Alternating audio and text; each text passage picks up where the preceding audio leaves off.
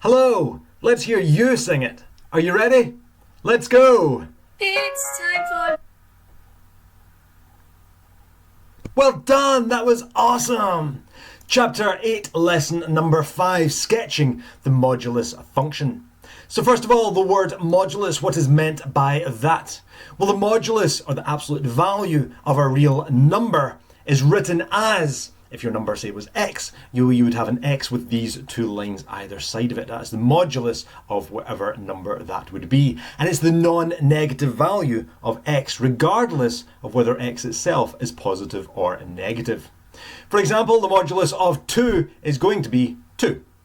The modulus of negative 3, if you ever have a negative, you ignore that negative and you're just taking the value. So you would just have 3. Therefore, moving on, if we have y equals the modulus of f of x, well, that is known as the modulus function. Bum, bum, bum. And it will always be non-negative. Therefore, if you think about the graph of your modulus function, well, it will always lie entirely on or above the x-axis. It will not be below because no negative exists for your modulus function. If you are given a function f of x, or even the graph of f of x, you can easily obtain the graph of the modulus of f of x. The first thing you have to do if you're given the function is you would sketch the graph of y equals f of x, and then what you do is you take any parts that are below the x-axis and you reflect them above the x-axis. For the parts that are already above, well, they would remain unchanged. So let's look at some examples. Example 1, here is the graph of y equals f of x. Sketch y equals the modulus of f of x. So we can see here that we have this part that is above your x-axis. Well, that will just stay as it is. However, this part here is below. Boom, boom, boom. So what you need to do is you need to reflect that above your x-axis. So your x-axis will become your line of symmetry, and this part here that's below, you will reflect that then above. So what you end up with then is this. That will be y equals the modulus of f of x. So you originally had that part that was below down here, but you're reflecting that above, so it is now up here. You can see that we don't have any parts below the x-axis, which is what we should have for the modulus. Yeah. Example 2, here's the graph of y equals f of x. Again, sketch y equals the modulus of f of x. This time we are given a couple of points. We've got negative 3, 0, and 0, negative 2. So once again, you're thinking, well, this part that is above your x-axis, that part will stay just as it is. So when you're sketching that, that part remains just where it is. What happens after that though? Well, this part that is below has to be then reflected above. So imagine this x-axis is your line of symmetry, so this part that's coming down will now be going up, and you will get rid of that bit there. However, think about the points as well. You've got this 0 and negative 2. If you reflect negative 2 across your x-axis, well, it will then be up here at positive 2. So what you should have then is the line going up the way through 2, and it should look just like that. So that will be y equals the modulus of f of x. Example 3, here's the graph of y equals f of x. Sketch once again y equals the modulus of f of x. Once again, any parts that lie above your x-axis, you just keep them as they are. So when you're sketching your modulus, just keep those parts there. Any parts that lie below your x-axis though, what do you do with them? Reflect them above. Perfect, you reflect them above. Pay close attention to the points. So you've got this point negative 4, negative 3. So if you reflect that above, well, you're still coming along negative 4, but instead of going down 3, you would then be going up 3. So your graph, if you reflect that over, it should look more like that.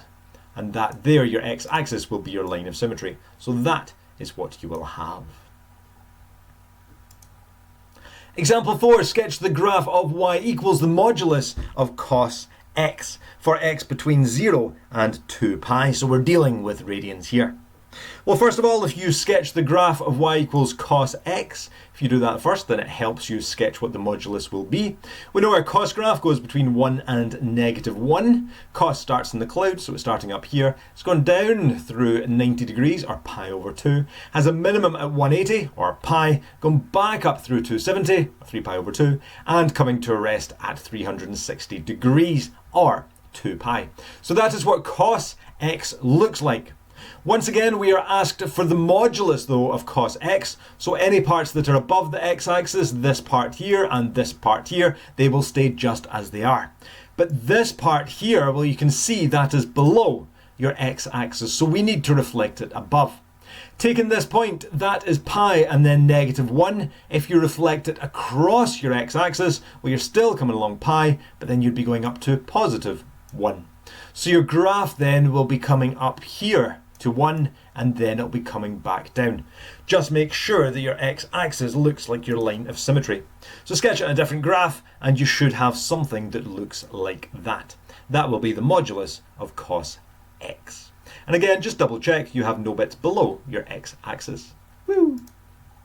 Example 5, sketch the graph of y equals the modulus of x squared, take away 4, for x between -3 and +3. So to do this, really what we want to do is we want to sketch the graph, first of all, of x squared take away 4. Now there are a couple of ways to do this. You could either think, right, well, I know I've got an x squared, so that's going to be a quadratic, and if I sketch a very basic quadratic, well, that's going to go through the point 0, 0, and it's going to look like a smiley face. So that there is y equals x squared. Take away 4 is going to move every single point down 4, so instead of being at 0, 0, it's going to go down 4. So that the graph will then look something more like that. So all you're doing is just moving it down, so you know what it's going to look like. However, we also need to know a few of the points. We can see it's crossing the y-axis, it's also crossing the x-axis. How do we find those points? Well, we know that when x is 0, well, if you replace x with 0 for just the x squared take away 4, then 0 squared take away 4 is -4. So we're going to have that point going through at -4. Where is it going through here? Well, to find out where it is going through, what we can do, if I just reveal this, well, we know it's crossing the x-axis when y is 0, so you can say then that the x squared take away 4 would equal 0. Factorise that, x take away 2, x plus 2, or add 4 to both sides and then take the square root. Either way, you get 2 and -2. So we know the graph is going to be going through at -2 and +2. And as I just said, we know it's going to cross the y-axis when x is 0, so you'd have that -4. That is the graph then of y equals x squared take away 4. But again, we are asked for the modulus of x squared take away 4. What's meant by the modulus? Well, it means any parts that are below the x-axis will be reflected above. Remember, it will always be non-negative. So what we do is we take this part that is below our x-axis and we reflect it above. So any points, well, we've got this point 0, -4. If you reflect that above, then that will be up at +4. And the graph then will be going up through the +4 and then back down to here, and then obviously back up again.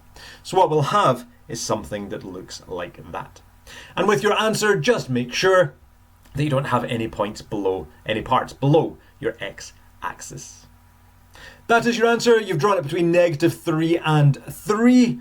That is what it will look like.